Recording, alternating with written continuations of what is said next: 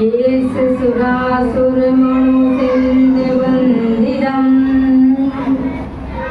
बोधधायिकमवलं पडमाविभट्यमाणम् युद्धं धम्मस्य कत्तारम्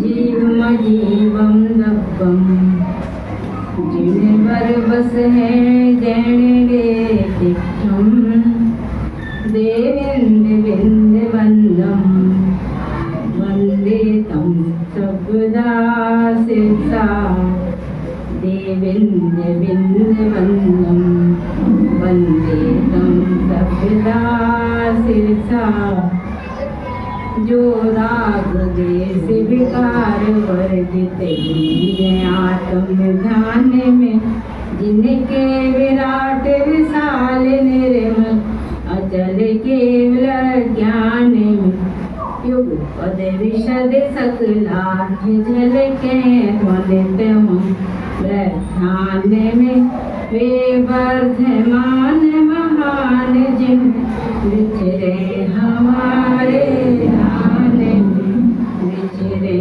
हमारे ध्यान में। ओम नमः सिद्धेश्वराय।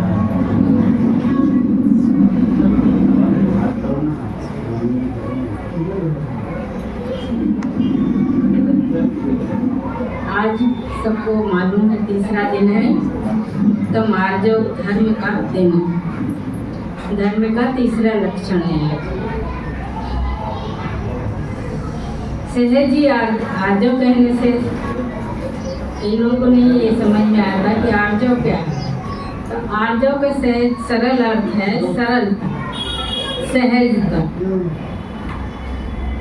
और सरल जीवन में सरल होना मन वचन काय एकाग्र पूर्वक प्रयोग पूर्वक सरल होना जो मन में जो वचन में वही चारित्र में ऐसा होना के लिए बहुत तपस्या करनी पड़ती है। तो सरल होना कठिन है। विरोधाभास है ना।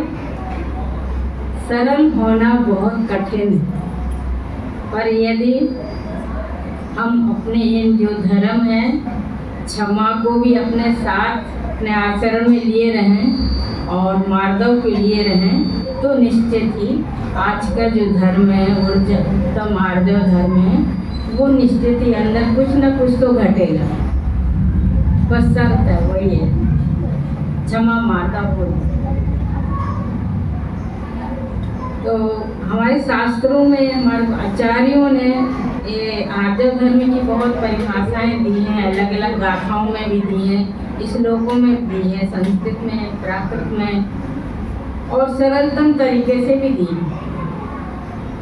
तो अब 2-3 दिन में क्या हुआ है जो हम कई लोगों ने कहा कि जो पूजा पढ़ते हैं सुबह वो हमने प्रवचन में नहीं दी क्षमा की ली और न मार्दव की ली।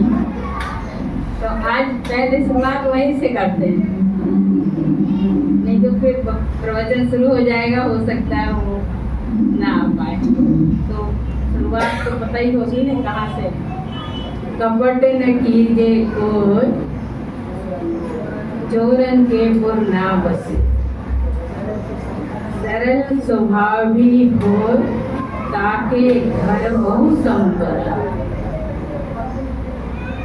अर्थ तो सरल ही है सामने सब जो भी शब्द है परंतु फिर भी कहीं कहीं कपट सबको मालूम है। कपट का मतलब होता है कि छल करना। छल करना है विश्वासघात करना। विश्वासघात करना है षड्यंत्र रचना और कपट है ना होता है छल। छल से एक दूसरे के प्रति उस चतुराई से अपना काम बना लेना। तो कपट न कीजे कोई सबको पता है दयानंद राय जी की पंक्तियां हैं कोई कपट मत करो क्यों कपट न कीजिए कोई चोरन के पुर ना बसे। चोरन यानी यदि चोर है या किसी चीज में, खाली वस्तु चुराने में नहीं, आजकल बहुत तरह की चोरियां होती हैं। और यहाँ दो अर्थ हम लोग लगा सकते हैं। एक तो चोरन के पुराने नगर नहीं बसा करते। किसी कॉलोनी में जाइए, किसी मोहल्ले में जाइए, कहीं भी जाइए तो लिखा नहीं होगा वहाँ कि ये चोरों का कैंपस है। लिखा होता है क्या? नेम प्लेट लगी होती है क्या? तो चोरों के कभी नगर नहीं बसा करते। और दूसरा, यदि इसको इस तरह से लें कि यदि मालूम है, भले वह ओपन नहीं है कि चोर बस रहे हैं यहाँ पर, फिर भी पता है ये मोहल्ला ठीक नहीं है, तो ऐसी जगह जाके नहीं रहें। दो अर्थ निकल गए ना। तो चोरन के पुर ना बसे, सरल स्वभावी होए। तो सरल तो स्वभाव होना ही चाहिए, और स्वभाव में तो सरलता ही रहती है। विभाव में जाते हैं तो कठिनता आ जाती है, वक्रता आ जाती है, टेढ़ापन आ जाता है। ताके घर बहु संपदा। यहाँ पर सभी लोग बहु अने बहुत मानते हैं, और संपदा से मतलब केवल पैसे से मानते हैं। संपदा मतलब पैसा होना। ठीक है, वो भी अपनी जगह ठीक है, परंतु संपदा बहु प्रकार की संपदा। ये बताओ, पहला सुख क्या?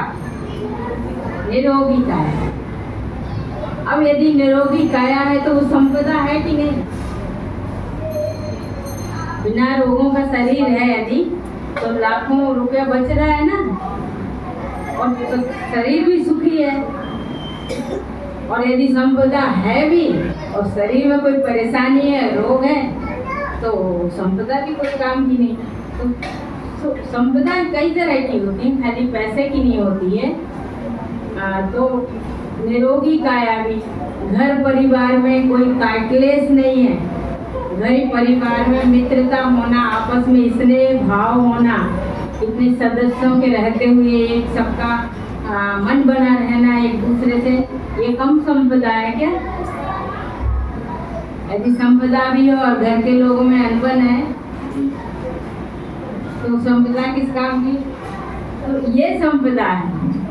आपस में प्रेम है, स्नेह है, हमारे समाज में भी आपस में स्नेह है, प्रेम है, एक दूसरे से वात्सल्य है, साधर्मी वात्सल्य है, तो ये भी संपदा है। इस प्रकार से बहु संपदा और भी अनेक प्रकार का हो सकता है। यदि मन में कोई क्लेश नहीं है तो ये बड़ी संपदा है कि नहीं? ये बताओ। मन में कोई कसाय नहीं है, राग देश नहीं है, तो ये कितनी बड़ी संपदा है? तो बहु संपदा। सरल स्वभाव भी होए, ताके घर बहु संपदा। अब क्या बोलो आगे? उत्तम आर्जव रीति बखानी, रंचक दगा बहुत दुखदानी। यानी उत्तम, अरे देखो अपने धर्म के साथ मैंने पहले ही दिन कहा था कि उत्तम अति श्रेष्ठ, मन वचन काय पूर्वक, सम्यक दर्शन ज्ञान चारित्र पूर्वक, सम्यक पूर्वक जो काम क्षमा भाव या जो भी होगा वो उत्तम होगा। और उत्तम का एक अर्थ और पढ़ने में आया कभी कि उर्द आने होता है जड़ और तम आना होता है अंधकार। यदि संधि विच्छेद करते हैं तो दबलता है, जो बीच में उत्तम तो दबलता है, तो उत और तम। तो उत आना होता है जड़ और तम आना होता है अंधकार। और अंधकार किसी भी चीज का ले दे के वही विकारों का, कसायों का, राग देश का, खाली लाइट नहीं होने का जो अंधकार होता है वो अंधकार नहीं, मन का जो अंधकार है उसका। तो उत यानी जड़, अंधकार जड़ से खत्म हो जाए तब जाके उत्तम बात करती है। ये भी अर्थ इसका लगाया जा सकता है। तो उत्तम आर्जो रीति बखानी, ये हमारी परंपरा से रीति और आचार्यों ने बताई है कि उत्तम आर्जव ये हमारा स्वभाव, आत्मा का स्वभाव उत्तम आर्जव ही है, क्षमा ही है, मार्दव ही है। रंचक दगा, यदि उसके विभाव में हम जाते हैं तो रंचक आने रंच मात्र भी, सबसे अल्प इकाई, सबसे छोटा बिंदु उतना भी रंजक दगा अने धोखा देना किसी को, किसी बात पे, किसी भी बात से, व्यापार में, समाज में, हम अपने काम बनाने में किसी से तत्काल अपना काम तय बना लेना और सामने जो है उसको छल कर देना। तो रंजक दगा बहुत दुखदाई है। ये यहाँ समझ में नहीं आता, लगता काम बन गया, जैसे तैसे काम बन गया। रंजक दगा बहुत दुखदाई, मन में हो सो वचन उचरी, और वचन हो सो अब ये बहुत मतलब कहना चाहिए कि यदि क्षमा और मार्दव है तो मन में सही बात है, और यदि वो नहीं है, हमारी धागा नहीं बंधा, हमारा सूत्र नहीं बंधा है वहाँ से, तो मन में तो अभी भी हम लोग जहाँ बैठे हैं, मंदिर में बैठे हैं, तब भी पता नहीं एक दूसरे के प्रति किसको कितना विरोधाभास होगा, कौन कौन सी बात मन में होगी, और हम कहते हैं कि यहाँ कह दो। हम धर्म के अनुसार यदि कह दें कि मन में हो तो वचन उतरिए, अनुच्चारण कर दो, बोल दो, बात बोल दो मुझसे, तो यहाँ तो सभा विसर्जन हो जाएगी ना, क्योंकि मन उतना साफ है नहीं, इतनी क्षमा हमने उत्तम क्षमा धारण नहीं की, उत्तम माता उतना नहीं लिया। यदि ले लिया है तब तो मन स्वच्छ और निर्मल रहेगा, और मन में हो तो गंगे की चोट पर वचन उचरिए, और वचन उचरिए सो तन सो करिए। अब वचन तक तो ठीक भी था, और हमारे दयानंद राय जी कह रहे हैं कि वचन उचरिए और तन सो करिए, तन से यानी आचरण में लाओ, और किसी के मन में बैठे बैठे भी लगे कि क्या करें, इसको दो चार चप्पल लगा दे क्या तो फिर क्या होगा, तो आचरण में उतार लो, फिर आचरण में उतार लो, फिर ठीक है क्या, और आगे सभी जानते हैं। तो एक शर्त है कि हम जो हमारी पहले स्टेप हम ले आए हैं उस पर हमको अमल करना है, फिर हमारा मन में हो सो वचन उचरिए, वचन हो सो तन सो करिए। जब स्वच्छ निर्मल स्पष्ट बात रहेगी तो मन में भी अच्छी रहेगी, और वचन उच्चारण में कहने में किसी से परेशानी नहीं है, और यदि हम उसको क्रियान्वित भी करते हैं तो कोई परेशानी नहीं है ना। मन में हो सो वचन उचरिए, वचन हो सो तन सो करिए। आगे करिए सरल तीन योग अपने, तीन योग अने मन वचन काय योग, अने वही तीन योग कहलाते योग। तो तीनों को सरल करना है। करिए सरल तीन योग अपने, देख निर्मल आरसी।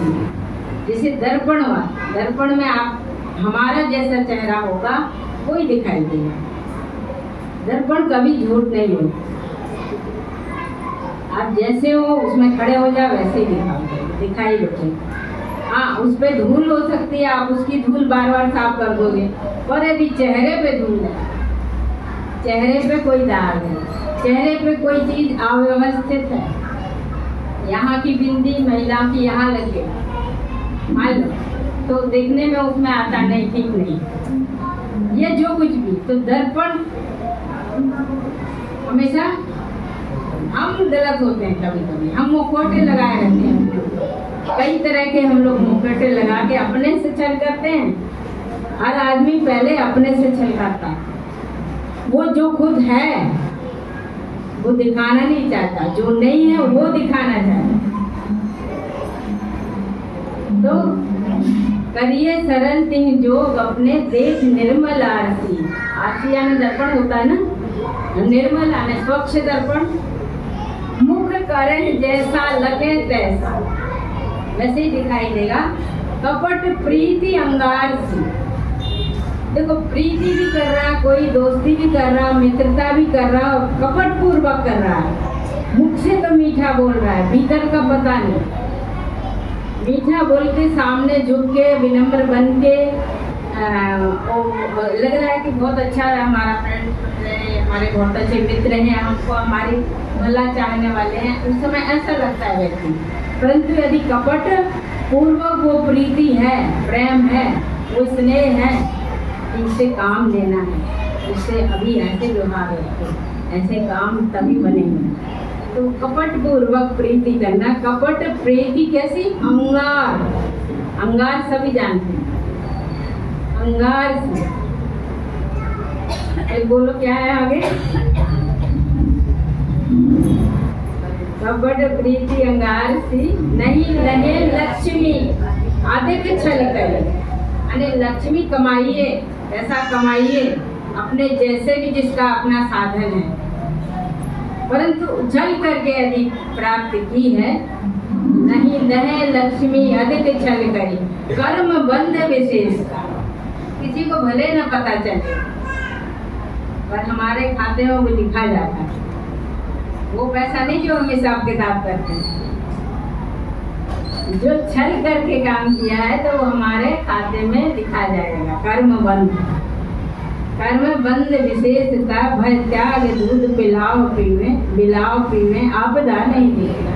अंत में दयानंद राय जी कहते हैं, एक उदाहरण दे दिया कि जिस प्रकार बिल्ली दूध पीती है और पीछे को उसको डंडा पड़ने वाला है, वो नहीं देखती ये बात। लालच में दूध पीती है और भय त्याग, भय का त्याग करके बिलाओ पीवे आपदा, आपदा ने पीछे क्या होने वाला है उसको वो नहीं देखता। उसी प्रकार हम लोग छल करके अपना काम बना लेते हैं। तो देखिए, जो छल हम किसी दूसरे से कर रहे हैं, हमको लगता है कि हमने किया है, हमने चतुराई की, वो छल हमारी आत्मा का छाला बनता है, वो कहीं नहीं जाता। तो आत्मा का छल ना करें। हम कहते हैं कि हम अपने आप से ही टूटे हुए हैं और हम अपने पोर पोर से टूटे हुए हैं। जब हम खुद गलत कर लेते हैं कुछ, तो किसी को पता लगे ना लगे, खुद को पता होता है, और पता होता है तो बात कभी कभी चुभती भी है मन में कि ऐसा हो गया। तो इस तरह से जो आर्जव धर्म की आज पूजा थी, तो आज मैंने शुरुआत में ले ली क्योंकि 2 दिन से मैंने पूजा की लाइन ली नहीं थी। तो उत्तम आर्जव की हम लोग परिभाषा करते हैं सरलता के रूप में, इसमें सारा बात आ गई है। फिर भी हमारे आचार्यों ने भी कुछ कहा है इसके लिए, उसके लिए भी मैं गाथा और शास्त्र कुछ पढ़ती रहती हूँ, तो नोट करती रहती हूँ कुछ, तो वो उसको मैं सुनाऊंगी। और आर्जव धर्म के विपरीत में क्या होता है? हमको आर्जव धर्म कौन नहीं उत्पन्न होने देता? माया कसाय। क्रोध हो गया, मान हो गया, माया कसाय। आज माया कसाय हमको परेशान करती है, जो हमारा उत्तम आर्जव धर्म प्रकट नहीं होने देती है। तो माया भी कितनी तरह की होती है, वो माया भी यही छल का ही रूप है, माया प्रपंच। और हमारे बम्बई नगरी को क्या कहा जाता है? वो क्यों कहा जाता है मालूम है सबको? हम आपको नहीं कहा जा रहा है। माया नगरी में जो सीरियल बनते हैं, फिल्में बनती हैं, उसमें होता क्या है?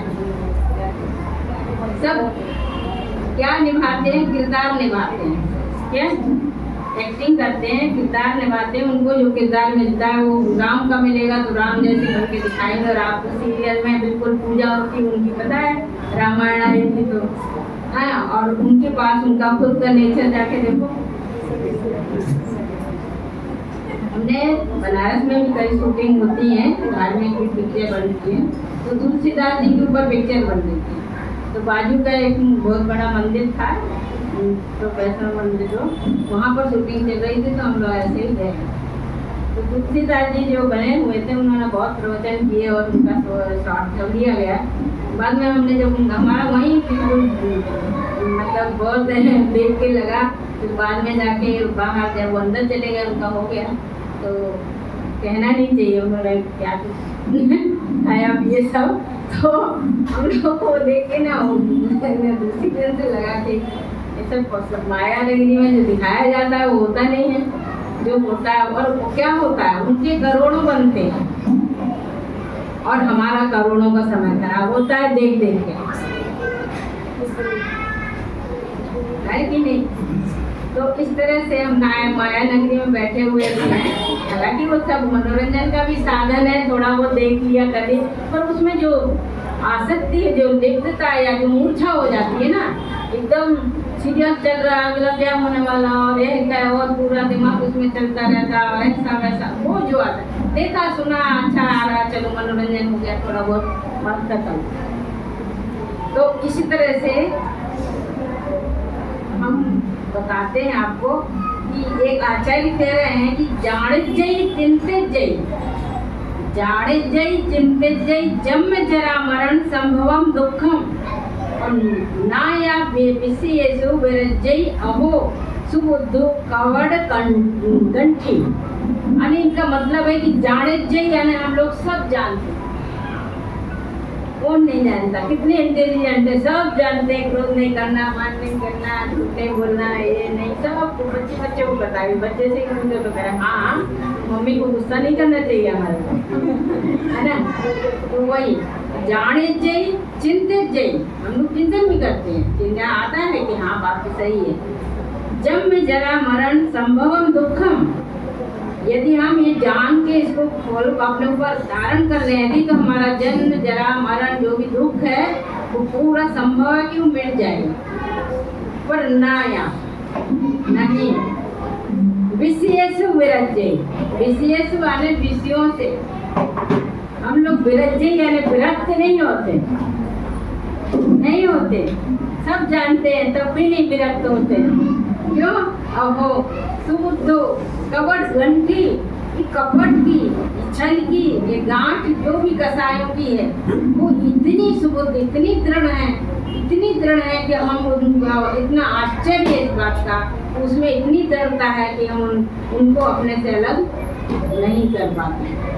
परंतु फिर भी हमारी जिनवाणी माँ कहती है कि नहीं, इसको हमको करने की कोशिश तो करनी ही है। तो एक सरल शब्दों में कहा गया है ऋजोर भावा आर्जवम, यानी सरलता ही आर्जव धर्म है।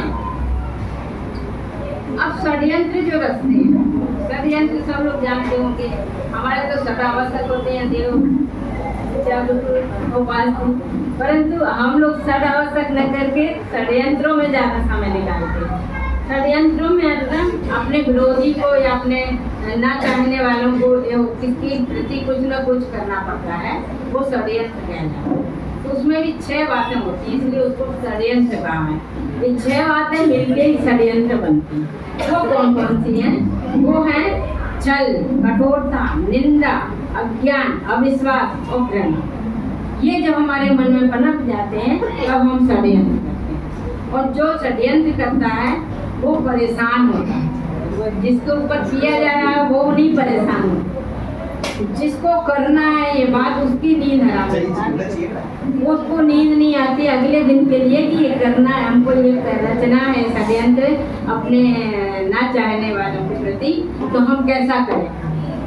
और जिसके प्रति रचा जा रहा है उसके पास जब उसका परिणाम आएगा तो वो थोड़ा परेशान होगा, क्योंकि जब आएगा, पर जितने उसकी पूरी वो ताना बाना बुना वो ज़्यादा परेशान होगा। तो कहा जाता है कि परेशान होने वाले को कुछ सुकून मिल भी जाता है, परेशान होने वाले को कुछ सुकून मिल भी जाता है, परेशान करने वालों की परेशानी नहीं जाती, परेशान करने वालों की परेशानी नहीं जाती। तो इस तरह के हम लोग षड्यंत्रों से और छल कपट से दूर रहें तो ज़्यादा अच्छा है, क्योंकि सबको ये पता है कि हमारे करने से कुछ होने जाना वाला है नहीं। देखो सबके साथ सबका कर्म लगा है, शुभ कर्म भी लगा है, अशुभ कर्म भी लगे, साता वेद नहीं लगा, साता वेद नहीं, तो वो तो जिसके साथ जो लगा है वो उसको वही मिलेगा। परंतु हम लोग षड्यंत्र करके एक दूसरे के प्रति अपनी आत्मा को, अपने मन को खराब कर लेते हैं। इस तरह से माया की जो गांठ इतनी सुदृढ़ है, परंतु ये हम जो यदि इसको एक छोटे शब्दों में भी कहें, थोड़े से हिंदी शब्दों में भी कहें कि उतारो छद में, छोड़ो दम में, तोड़ो बंधनों को, बनो निर्जर सरल की जीव की सत्ता यही, जीव की सत्ता सरलता में, सताने में नहीं। जो सत्ता प्राप्त करते हैं ना राजनीति, वो सता के करते हैं, एक दूसरे को सता के सत्ता प्राप्त करते हैं। परंतु हमारी जो सत्ता है वो सरल है और शाश्वत है। हमारी जो अस्मिता है वो हमारी शाश्वत है, जो आत्मा है वो शाश्वत है। उसको पर हम सताना छोड़ दें, हम स्वयं अपनी आत्मा को सताना छोड़ दें, तो हमारा उत्तम आर्य धर्म होगा। दूसरे को तो बात छोड़ो पहले, है ना। तो इस तरह से अब ये आज का जो दिन है वो यदि आप कहें सरल सरलता कैसे होती है, बच्चों की तरह। हमारे भाई बहन घर में छोटे छोटे बच्चे जब होते हैं तो आपस में खूब लड़ते हैं, लड़ाई करते हैं और वापस एक होते हैं। बच्चे भी नीचे खेल रहे हैं, सब लोग के बच्चे नीचे आके खेल रहे हैं, लड़ाई भी करेंगे, खींचातानी होगी और आपस में फिर तुरंत संतुलन कसाए गई है उनकी। हाँ, वो तुरंत जल की रेखा की तरह है उनका, वो तुरंत एक हो जाते हैं। उनकी वजह से बड़े लोग भले दुश्मनी पाल लें। कभी कभी मोहल्ला पड़ोस में ऐसा हो जाता है कि बच्चों में लड़ाई होती है, मम्मी पापा आ गए आपस में एक दूसरे से, और बच्चे कल को फिर सड़क पे एक साथ खेलेंगे और मम्मी पापा का दोनों तरफ से पड़ोसियों का मन मुटाव हो गया। तो कहते हैं ना, बड़ी अच्छी बताई है, फिल्मी गाना है, सबको पता है, बच्चे मन के सच्चे ज्यों ज्यों इनकी उम्र बढ़े त्यों झूठ का मैल। क्योंकि बच्चा जब तक बच्चे का माँ का दूध आधार रहता है तब तक वो ईश्वर का अवतार माना है। सभी कहते हैं बच्चे भगवान का, वो ऐसे नहीं है कि भगवान का रूप है, पर एक सहज में ये कहा जाता है कि इनको राग देश नहीं है, इसलिए भगवान के रूप होते हैं। इनको किसी से न कसाय है, न राग है, न द्वेष है। तो ये राग और द्वेष और कसाय तो हम लोग निर्वृत्ति पाले, ऐसा हम लोग को कितना कठिन लग रहा है, परंतु बच्चे उस तरह के होते हैं, इसलिए उनको भगवान का रूप कह दिया है। अब हम ये कहेंगे कि मन की बात लेके कहेंगे कि हम जब कहते हैं कि हम मन के राजा हैं, सभी लोग कहते होंगे भाई हम अपने मन के राजा हैं, हम किसी की बात नहीं सुनते, हमारे घर में हमारी चलती है, हम किसी की बात नहीं सुनते, जो हम चाहें वो हम करते हैं। अब इस बात को लेकर मैं थोड़ा विवेचन करूं, हम मन के राजा कैसे हैं? हमारी पूरी इंद्रियों पे मन का अधिकार है। हमारी जितनी इंद्रियां हैं, आँख नाक कान सब पर, रसना सब पर हमारा मन का अधिकार है। मन कहेगा तो ये गाना सुनना है, मन कहेगा तो वो टेस्टी खाना खाना है, मन कहेगा तो उधर घूमने जाना है, मन कहेगा तो ऐसा करना है, और मन तो ऐसे ही हो रहा है। तो मन इंद्रियों पे हमारा नियंत्रण नहीं है, मन हमारे ऊपर नियंत्रण करके चल रहा है। तो हम तो मन के राजा हुए के मन के गुलाम। अभी इस समय हम मन के राजा हो रहा है, क्यों? हमारी जीभ कह रही है कि ये खाओ वो खाओ, नहीं प्रदूषण पर, 10 लक्षण पर, नहीं वैसा नहीं करना, होटल में नहीं जाना, बाहर का नहीं खाना, पिज्जा बर्गर जाने क्या क्या होता वो नहीं खाना, जो भी। तो इस समय हम मन के राजा बन रहे हैं, पर वो कितने दिन तक?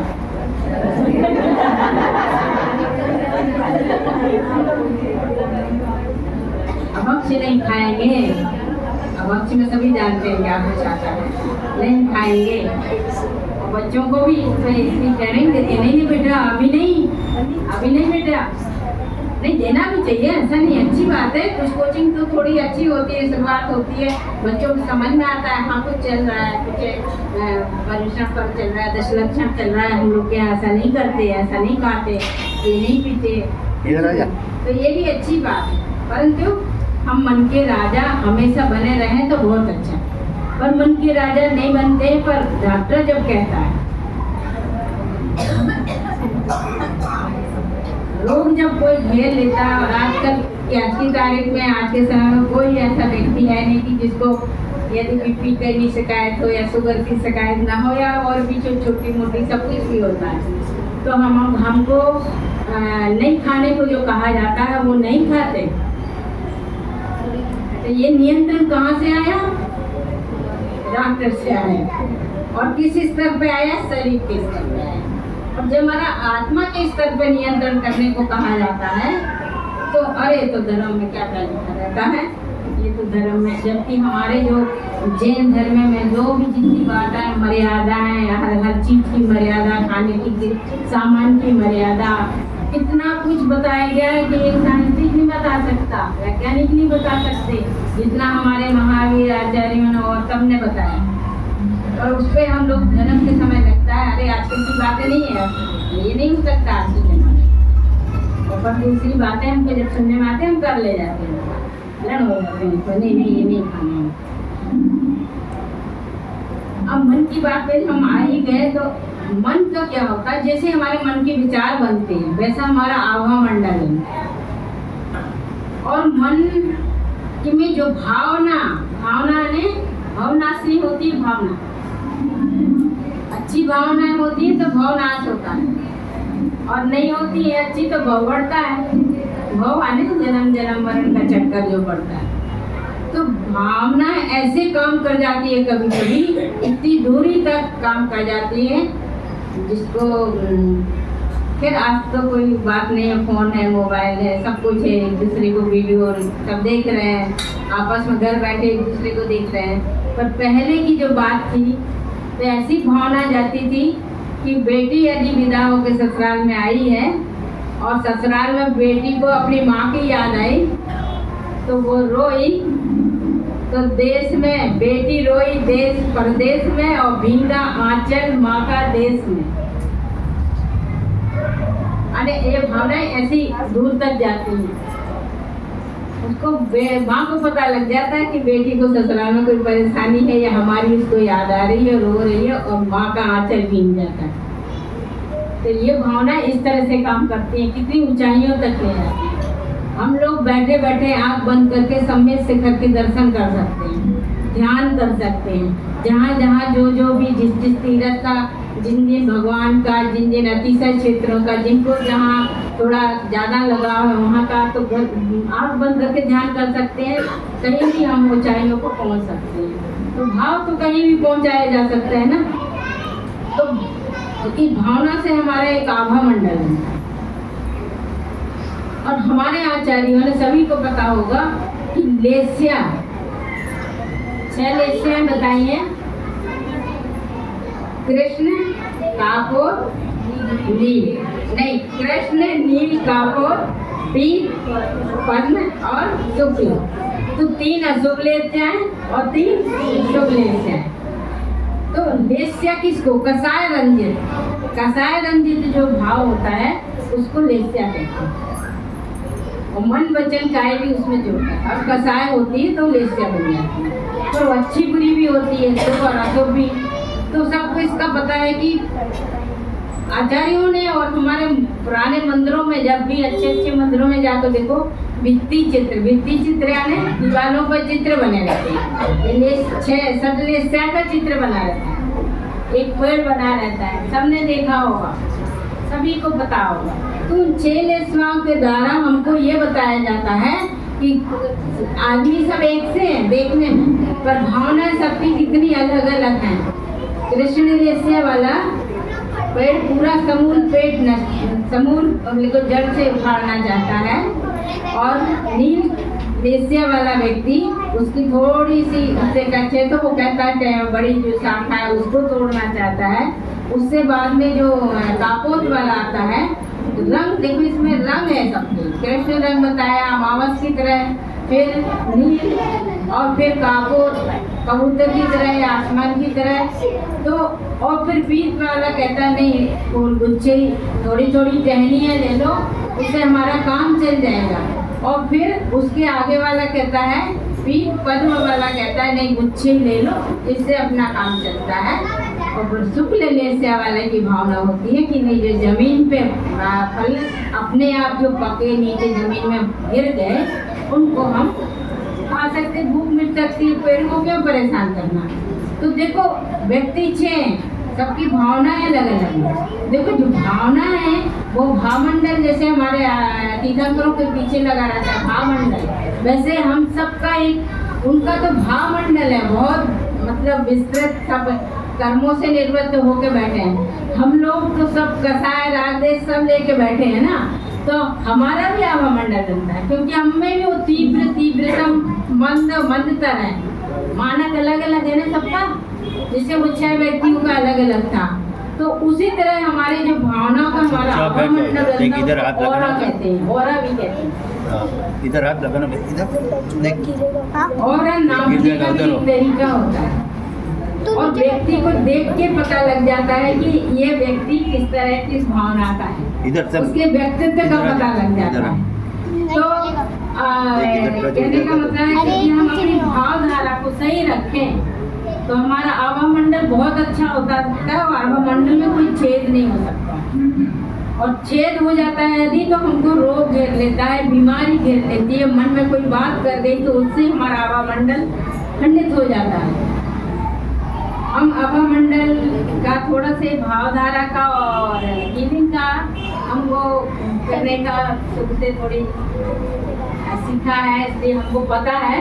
और वो एक बार हमने आचार्य ज्ञान सागर महाराज जी, जो अब समाधि हो गई उनकी बहुत ज़्यादा तबीयत ऐसे खराब हो रही थी कि आहार लेने के लिए भी दोनों तरफ व्यक्ति हाथ लगा के, मुनि महाराज तो खड़े ही रहेंगे, किसी भी हालत में खड़े होके ही लेंगे, तो 2 व्यक्ति उनको अपना कंधा देके ऐसे पकड़ के खड़ा होते थे, फिर भी वो केवल ऐसे ही कुछ थोड़ा बहुत उनकी दाल पानी या दलिया हल्का फुल्का लेके, और उनकी तबीयत बिगड़ गई थी। और अगले दिन की स्रोत पंचमी, छपारा जबलपुर के पास है छपारा, वहाँ की बात है, तो जुलूस निकलना था और जिनवाड़ी माता को लेके बहुत अच्छे उन्होंने वो काफ़ी अच्छा कार्यक्रम किया था, तो महाराज को भी साथ में चलना था। तो हमको लगा कि अब इतने बड़े महाराज और उनसे बात हम कैसे पहुंचाएं उन तक कि हम आपकी हीलिंग करें, कहाँ महाराज और कहाँ हमें गृहस्थ असैनी। तो हमने उनके जो साथ में रहते तो वहाँ तक बात आपने पहुँचाई कि ऐसा हो सकता है क्या, तो वहाँ से सुनकर उन लोगों ने बात महाराज तक पहुँचाई। तो महाराज ने कहा नहीं, मैं तो सामायिक, गर्मी के दिन थे, मैं तो सामायिक में छत पर जाके बैठता हूँ पाटे पर, और उन्होंने ऐसी मौनम स्वीकृति लक्षणम होता है, ऐसा कुछ नहीं कहा कि करो नहीं करो कोई नहीं। तो उनके साथ वालों ने कहा नहीं आप कर दीजिए। तो सुबह सुबह एकदम 5 बजे 4 बजे आप हमको ले गए, प्रेमी जी ले गए, और छत पे जाके बहुत दूर बैठ के, उनको समझ में नहीं आ रहा था कि हम आए हैं, और वो पाटे पे बैठे थे, उतनी दूर से उनकी हीलिंग की बैठ के। अब उनका आभामंडल इतना तेज कि हमारा तो समझ लो कि जैसे मेरे ऊपर किसी ने घड़ों पानी डाल दिया, भीग गए। उनका आभामंडल में से जो एनर्जी आ रही थी वो हम सह नहीं पाए। कहाँ मुनि महाराज और कहाँ भैया हम गृहस्थ महिला है। तो किसी तरह उनका जो भी हमने पानी वानी रख के अपने पास उनका जैसी हीलिंग करनी थी, भावधारा बनाई, और वो तो अपने सामायिक में चुपचाप बैठे थे, और कम से कम हम आधी फलांग तो बहुत बड़ी थी तो दूर बैठे थे। और वहाँ से जब नीचे लौटे तो मंदिर था नीचे, महावीर भगवान की मूल नायक प्रतिमा थी, बड़ी प्रतिमा को बड़े बाबा कहते मान लो। हम वहाँ से लौटे और हमारे पास कोई एनर्जी नहीं, कुछ नहीं, हम तो जाके भगवान के सामने वेदी के नानक चुपचाप बैठ गए। मैंने कहा ये हमने क्या कर लिया, मतलब कितने बड़े लोग के सामने आके हम अपनी शक्ति मतलब दिखा रहे हैं। तो कहने का मतलब उनका आभामंडल में तो हमको ये लगा कि वाकई में बड़ों का आभामंडल कितना तेज होता है। तो आभामंडल जब बनता है तो इसमें रंगों का भी प्रयोग होता है। एक ये पता लगता है कि इस व्यक्ति के अंदर कितनी रंग है, पीठ पर में लेस्या क्या लेस्या है। तो इस तरह से रंग भी हमारी एक कलर थेरेपी बनती है। सबको पता है कलर थेरेपी होती है, दवाइयाँ भी कभी कभी कलर रोगों के अनुसार शीशियों में रख के और कलर अलग अलग कलर की शीशियों में रख के वो पानी तैयार किया जाता है और वो अलग अलग रोगों के लिए दिया जाता है कलर के और उससे रोग ठीक होते हैं। तो रंगों की रंग और ढंग, कभी कभी आपस में हम लोग कहते हैं इसका रंग ढंग कैसा है, कहते हैं रंग और ढंग। जैसा हमारा अंदर का रंग, बाहर का रंग नहीं बता रहे हम, कौन गोरा कौन काला कौन, ये बाहर की बात नहीं हो रही है। बाहर की बात तो जैसे बगला भी होता है एकदम सफेद, बगला सब जानते हैं ना, और अपनी शिकार के कारण बड़ी तन्मयता से खड़ा था एक पैर पर, और लोगों को लगता है एक तपस्वी की तरह एक पैर पर खड़ा है, शांत चित्त वहां से। और वो कहते हैं ना कि बगला कैसा भेष, ऐसे कहते हैं ना, इससे तो कौआ भला बाहर भीतर एक। बगला तो बाहर से सफेद और भीतर से वो मछली के शिकार में इतना देखने में ऐसा लगता है। इस तरह से हमारी मन वचन काया की जो सरलता बताई गई है, वक्रता नहीं होनी चाहिए, टेढ़ापन नहीं होनी चाहिए। तो कभी कभी ये भी लगता है कि देखो कोई ने अपनी एक ऊंचाई की एक रेखा खींची, सरल रेखा सामने खींच दी। अब किसी बच्चे से कहा जाए कि इसको बिना मिटाए तो मेरे घर को बड़ी कर दे, तो वो आके उसको ना छू के, यदि बुद्धिमान बच्चा है, इंटेलिजेंट बच्चा है, तो उसके आगे बड़ी रेखा खींचे। यानी आप अपनी ऊंचाइयां बढ़ाइए, दूसरे की ऊंचाइयों को देख के परेशान मत होइए। हम उसको नीचा गिरा के क्या करेंगे, हम ऊंचे उठे ना तो वो अपने आप नीचा हो जाएगा। जैसे सरल एक रेखा खींची, बड़ी रेखा हो गई, तो हमारी बड़ी रेखा होगी। एक बार हम ऐसे बम्बई में ये जो चल रहा है बाहर गणेश महोत्सव, बहुत भीड़ थी। हम कहाँ कांतिवती या योगी नगर के प्रवचन करके तो वापस लेके आ रहे थे।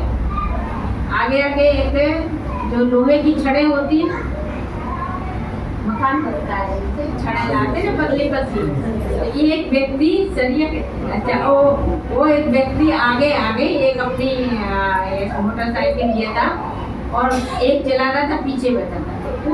उन सरियों को लेके, कितनी लंबी लंबी होती हैं, ऐसे बैठा था, इसकी ऊंचाई तक उसकी जा रही थी एकदम, और इतना जाम लग रहा था चारों तरफ कि बिल्कुल निकलने की जगह नहीं हो रही थी। तो अरिहंत से तुरंत मैंने कहा देखो अगला व्यक्ति जो जा रहा है, किसी को इससे परेशानी नहीं हो रही, क्योंकि इसने अपनी ऊंचाई ऊपर रखी। यदि अपनी उस सरिया को आड़ा रखता तो सबको परेशानी हो जाती, वो बहुत ज्यादा हो जाती, उसको एकदम हटा दिया जाता वहाँ से, ऐसे जाम लग जाता है। तो कहने का मतलब हम अपनी ऊंचाइयाँ देखें, हम अपनी आत्मा की ऊर्जा गमन जो होता है उसके लिए प्रयास करें, और दूसरे को नीचा ना करें, और इस तरह से मन वचन काया की सरलता रख सकते हैं। एक तीसरी बात ये कहनी थी कि हम तत्वार्थ सूत्र में सबको बताया है, इसका सूत्र आया 6ठे अध्याय में, माया योनस्य। तो कहा गया कि जो मायाचारी करता है वो निश्चित ही त्रयंच गति का पात्र होता है। तो सूत्र में कहा है तो गलत तो नहीं कहा होगा ना, हम नहीं कर रहे हैं। तो जो मायाचारी करेगा, छल करेगा, कपट करेगा, वो त्रयंच गति का बंद कर लेगा। तो हमको त्रयंच गति में जाना है क्या? हमको तो नहीं जाना है, बचना है। तो बचना है तो वो काम नहीं करेंगे, इतना तो निश्चित करेंगे कि हमें वो काम नहीं करना है कि त्रयंच गति का बंद हो जाए। परंतु आज क्या हो रहा है, हम लोग जीते जी मनुष्य जन्म पाके, अच्छा खासा नर जन्म पाके, योनि पाके भी हम अपने बच्चों को फैशन के मारे आजकल ऐसे टोपी और वो सब लगाते हैं, उसमें त्रियंचों की तरह सींग लगे रहते हैं। और जीते जी हम अपने यहाँ भाव भले शरीर से त्रियंच नहीं, पर उनको हम त्रियंच बनाने की कोशिश करते हैं, और हम उसको फैशन समझते हैं। और आज के ज़माने का लगता बहुत अच्छी बात है, करते हैं कि नहीं? अच्छा, हम भावना की जब बात कर रहे थे तो भावना कैसे समझी जाए, एक सरल उदाहरण करके हम अपनी बात भी खत्म करेंगे, टाइम हो रहा है। एक बहुत अच्छा भजन है, उसको गा के तो नहीं बताएंगे, टाइम लगता है, पर उसको शॉर्ट में ऐसे बताते हैं बोल के कि करियो ना खोटे विचार, खोटे है ना, सब जान रहे ना, अशोक, करियो ना खोटे विचार चेतन भाव संभालो। चेतन से कह रहे हैं, हम अपने आप से कह रहे हैं, चेतन हमारा है वो। करियो न खोटे विचार चेतन भाव संभालो। भाव संभालो आने अपने परिणामों को संभालो, क्योंकि पारा जानते हैं लोग, सब लोग पारा, पारे की बूंद दिखाई नहीं रहती कभी, आप उसको छू नहीं सकते। तो कहा गया है कि एक बारी मान लो कि पारे की बूंद तो फिर भी स्थिर हो जाए, मन के परिणाम जो होते हैं वो इतने बदलते हैं, इतने बदलते हैं, पल पल में बदलते हैं। तभी इसलिए कहा गया कि करियो न खोटे विचार चेतन भाव संभालो। अब सुनिएगा, जिसके भाव है सुपारी जैसे, सुपारी जन सब जानते होंगे, खाने में पान में वो जो गोल गोल सुपारी आती है, वो सुपारी नहीं जो पान चलती है दी जाती है।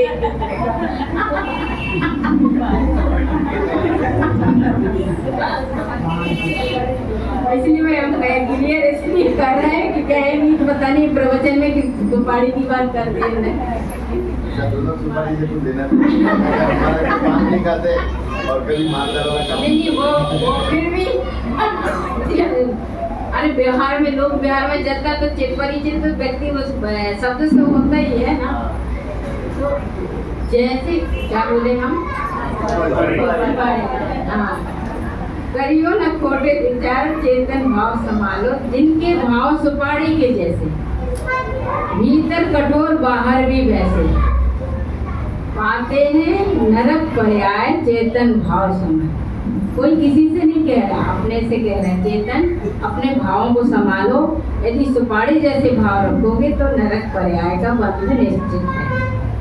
फिर कहते हैं जिनके भाव हैं बेर, बेर खाया सबने, बेर जानते हैं, जिनके भाव है बेर के जैसे, ऊपर नरम अंदर कठोर है, वो पाते हैं त्रियंच पर्याय। क्योंकि बाहर मीठा भीतर कठोर, वो छल वाला काम, तो पाते हैं त्रियंच पर्याय। और फिर जिनके भाव हैं नारियल के जैसे, बाहर कठोर भीतर नरम से, पाते हैं देव पर्याय, स्वर्ग जाते हैं। देखो सब लोग अपना अपना विश्लेषण खुद ही कर सकते हैं। पाते हैं देव पर्याय चेतन भाव संभालो। अगला है जिनके भाव हैं किशमिश के जैसे, किशमिश सभी खाते होंगे आजकल, वैसे भी खाते हैं ऐसा नहीं, पर जैसे इस समय थोड़ा कई लोग नहीं अनाज खाते हैं, अपने अपना जिनके भाव हैं किशमिश के जैसे, ऊपर नरम भीतर भी वैसे, जिनके भाव किशमिश के जैसे, भीतर नरम बाहर भी वैसे। जैसे अभी मनोवचन काय की एकता चल रही थी ना, तभी सरलता आती है और आप जब आता है, तो भीतर नरम बाहर भी वैसे, पाते हैं मानुष पर्याय। तुम चार तरह के हो गए ना, सुपारी हो गई, बेर हो गया, नारियल हो गया और किशमिश हो गया। अब कहते हैं कि जिनके भाव हैं मक्खन, मक्खन एकदम नरम जो होता है वो किशमिश से भी नरम होता है, जिनके भाव हैं मक्खन के जैसे, जैसा स्वरूप है वैसे ही वैसे। हमारा जो भी स्वरूप है, वह अंदर का जो स्वरूप है, क्योंकि हम लोग रूप देखते हैं पर हमको स्वरूप देखना है, तो सौ का जो अंदर का रूप है वैसे वो पाते हैं क्या, सिद्ध पर्याय, वो पाते हैं सिद्ध अरहंत पर्याय चेतन भाव संभालो। अब इसमें सब कुछ कह दिया, अब अपने अपने भाव की परीक्षा हमको खुद करनी है, और नहीं यदि वैसे हो पा रहा तो संभालना है, और हम अपनी चेतना को ये इस तरह का मोटिवेशन देते रहें, बराबर देते रहें और समझते रहें और अपने को चेक भी करते रहें कि सही हो रहा है कि नहीं हो रहा है, कहीं गलत गति का तो नहीं हो रहा, कहीं नरक गति का तो नहीं हो रहा, कम से कम मानुष गति का, मानुष पर्याय का तो हो, देवत्व का तो हो। तो इस तरह की हमारी भावना काम करती है और ये बहुत सरलतम तरीके से बताया गया है, क्योंकि हमारे तत्वार्थ सूत्र में जो पहला सूत्र दूसरे अध्याय का है, उसमें पहला सूत्र जो है भावों के ऊपर है और उसमें कहा गया है कि यदि हमारे भाव ऐसे हो रहे हैं तो फिटकरी डाल देते हैं तो हमारा जैसे पानी का जो गंदापन है या गंदा वो नीचे बन जाता है, वैसे ही फिटकरी का काम कर रहे हैं 10 लक्षण, जिनमें हमारे सबके भाव बहुत अच्छे शुद्ध से शुद्ध विशुद्ध होते जा रहे हैं और आगे आगे होते रहेंगे और क्षमावाणी तक हम लोग ऐसे हो जाएंगे, कैसे किशमिश के जैसे तो हो ही सकते हैं, बाहर नरम भीतर भी वैसे। और एक मन वचन काय की एकता पूर्वक आज आर्य धर्म की हम बात समाप्त करते हैं, कल अपनी बात फिर शुरू करेंगे। जय जिनेन्द्र पूज्य महावीर भगवान की जय, उत्तम आर्य धर्म की जय। हम लोग जाप करते हैं।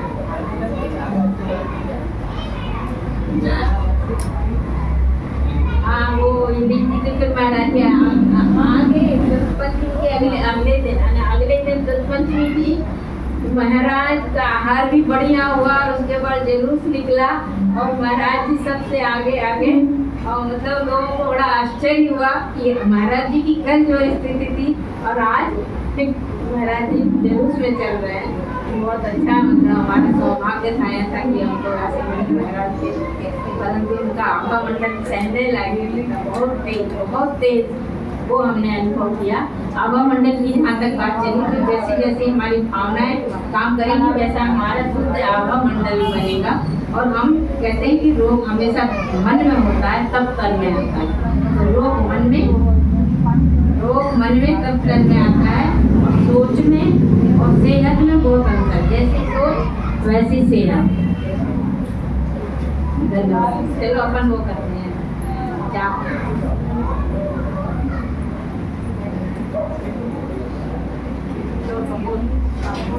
ओम ह्रीं उत्तमार्जो धर्मांगाय नमः। ओम ह्रीं उत्तमार्जो धर्मांगाय नमः। ओम ह्रीं उत्तमार्जो धर्मांगाय नमः। ओम ह्रीं उत्तमार्जो धर्मांगाय नमः। ओम ह्रीं उत्तमार्जो धर्मांगाय नमः। ओम ह्रीं उत्तमार्जो धर्मांगाय नमः। ओम ह्रीं उत्तमार्जो धर्मांगाय नमः। ओम ह्रीं उत्तमार्जो धर्मांगाय नमः। ओम ह्रीं उत्तमार्जो धर्मांगाय नमः। ओम ह्रीं उत्तमार्जो धर्मांगाय नमः। ओम ह्रीं उत्तमार्जो धर्मांगाय नमः। ओम ह्रीं उत्तमार्जो धर्मांगाय नमः। ओम ह्रीं उत्तमार्जो धर्मांगाय नमः। ओम ह्रीं उत्तमार्जो धर्मांगाय नमः। ओम ह्रीं उत्तमार्जो धर्मांगाय नमः। ओम ह्रीं उत्तमार्जो धर्मांगाय नमः। ओम ह्रीं उत्तमार्जो धर्मांगाय नमः। ओम ह्रीं उत्तमार्जो धर्मांगाय नमः। उत्तम आर्जो धर्म की जय। 10 लक्षण